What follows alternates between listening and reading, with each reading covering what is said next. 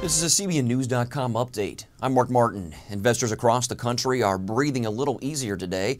The U.S. government stepped in on Sunday to shore up mortgage giants Fannie Mae and Freddie Mac after their shares dropped 40% last week.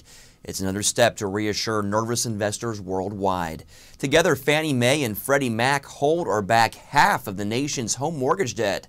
That's nearly $5.3 trillion worth. The Fed is also planning to lend the two companies money at a reduced rate. One of the most iconic names in American business is being sold to Europeans.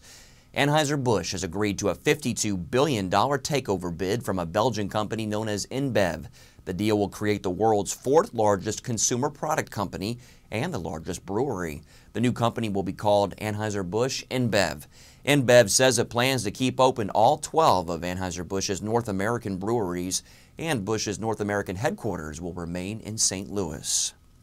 Overseas in Africa, an international criminal court is filing genocide charges against Sudan's President Omar al-Bashir. The charges include masterminding plans to wipe out African tribes in Darfur through murder, rape, and deportation.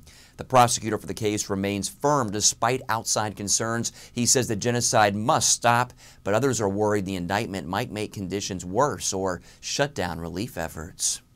In other news, Gene Robinson, the first openly gay Episcopal bishop, is defying his banishment from the Lambeth Conference of the world's Anglican bishops.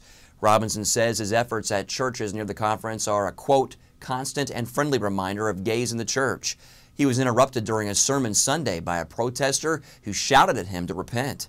More than 200 conservative bishops are boycotting the conference because the Episcopal leaders who ordained Robinson will be there.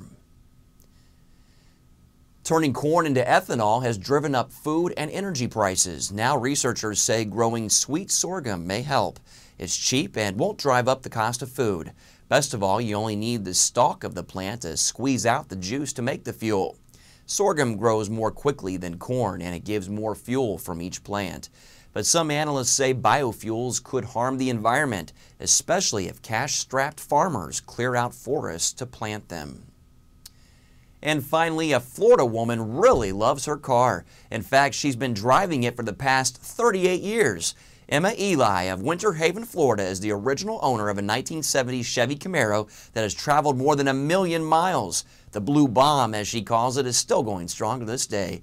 And the 72-year-old woman says she wouldn't sell the Chevy for anything, except maybe for $1 million.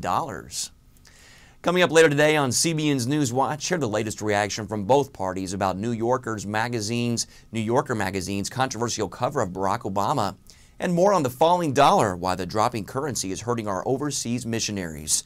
Check your local listings or watch the newscast streamed here online at 4 p.m. Eastern. And for more news around the world 24/7, stay with CBNnews.com.